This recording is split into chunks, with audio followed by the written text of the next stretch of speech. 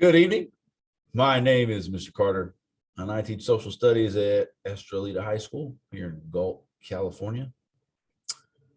Subject matter includes American government, world history, U.S. history, economics. We also have a project class, 5th period, which is fun. Anyway, but let me back to classroom. Just would like to say that it's nice to be back on campus with all of the students. It feels normal. Masks or not masks doesn't matter. The masks are on, it's fine. So much better than last year. I'm sure your kids have been probably telling you it's better. I just, as a teacher, it's just so much better. So hopefully we can keep this going. For parents out there, please be careful. Hopefully we can stay open, and as long as we don't keep bringing cases to campus, we should be okay. So please, if your child's education is important to you, you haven't gotten vaccinated, please think about it. But in reality, please just make safe choices. Our students are doing better being back on campus. There's a sense of community is kind of back, and that kind of fellowship that they were missing, being isolated to the house. We'd rather not see that happen. Return to what happened last year. So please, if you can, please make it an important thing on your mind to be as safe as possible while we're out here, to keep our schools open.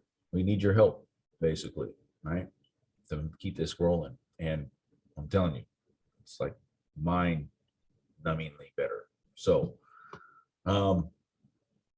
anyway, so American government, so 5-credit class. The way all my classes work is the more work you do, the more credits you can earn. It's a point-based system. So if your kids do well on an assignment that's big, like a test or a paper, then that'll boost their credits up.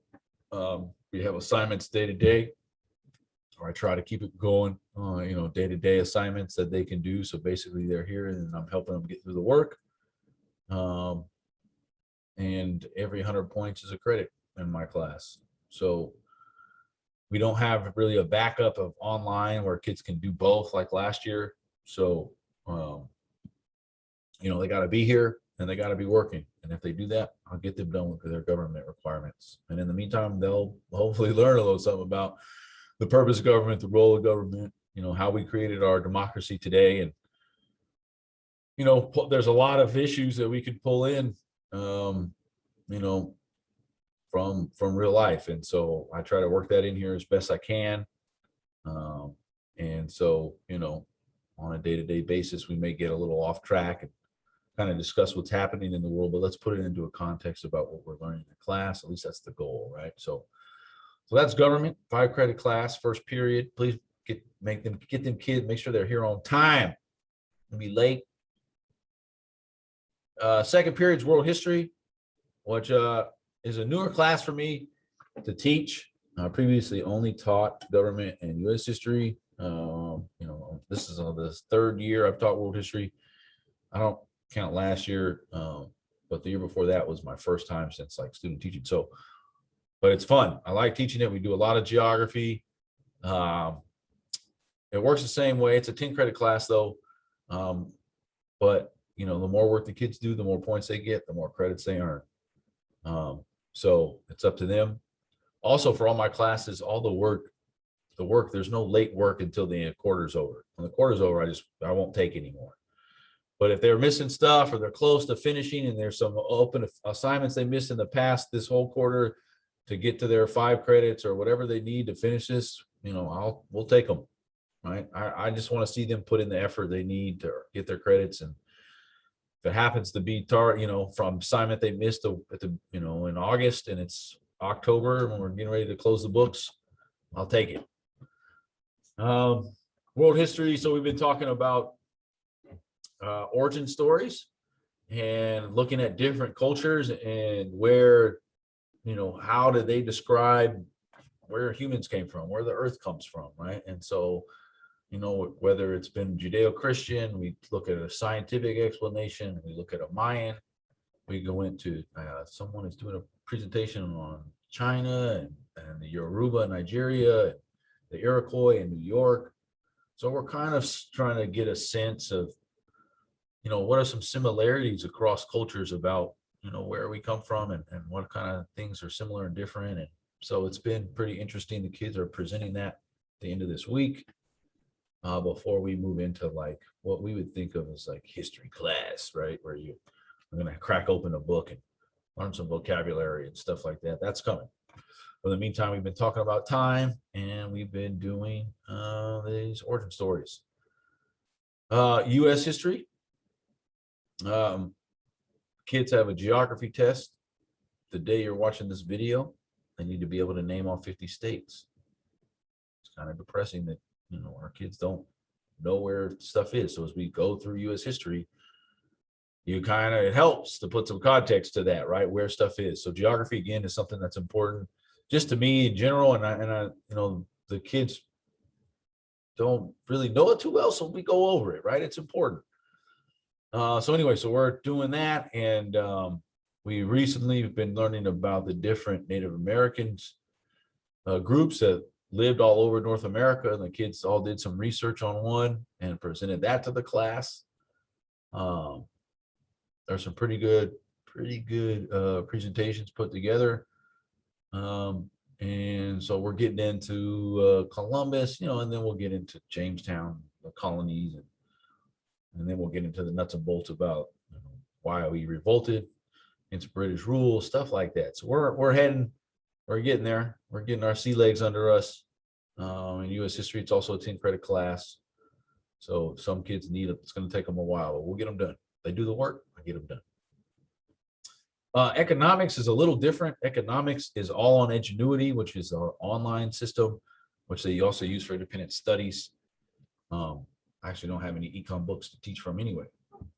So we use that. I go over it with them in class, but essentially they can either do the notes in class and I give them, you know, points for working in class, or they can just take all the quizzes and tests and be done.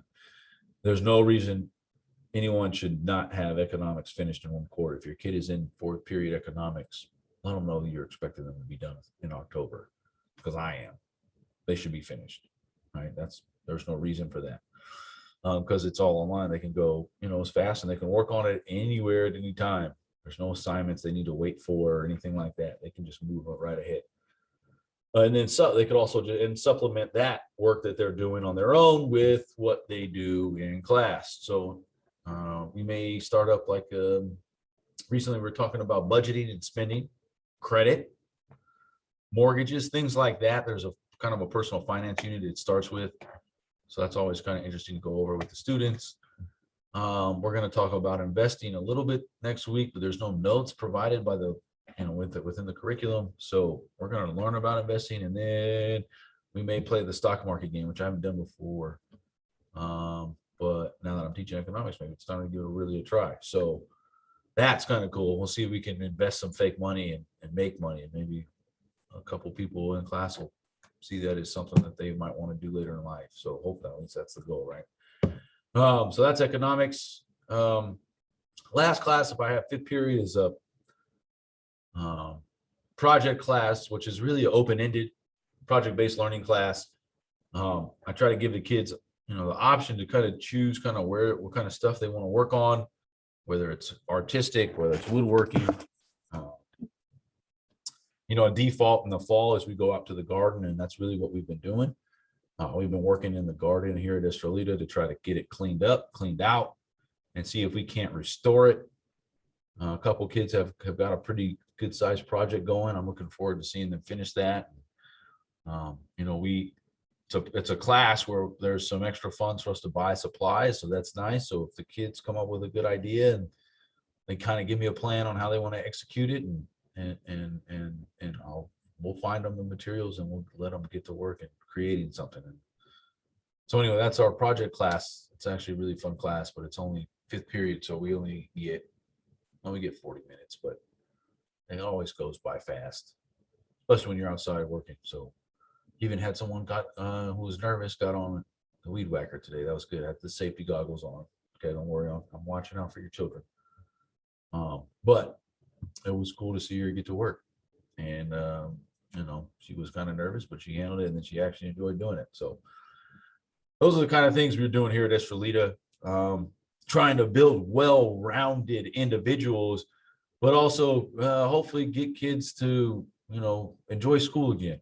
If they haven't been having a good time, maybe this is the environment where they can find a place and be happy and get back and learn a little something and find something they're interested in, and we can get them moving on to whatever is next. So if you have any questions for me ever, my phone number, the phone number here is 209-745-2167, extension 5006. You can also email me at ccarter@ghsd.k12.ca.us. Anyway, thank you for your time. I really appreciate it. And hopefully I get a lot of, no, I'm not gonna get a lot of views, but hopefully some parents, if you did see this, thank you very much for popping in here, and come and ask me in about a month or so how your kid's doing. I'll let you know if they're doing what they need to be doing. Anyway, okay. Have a good evening.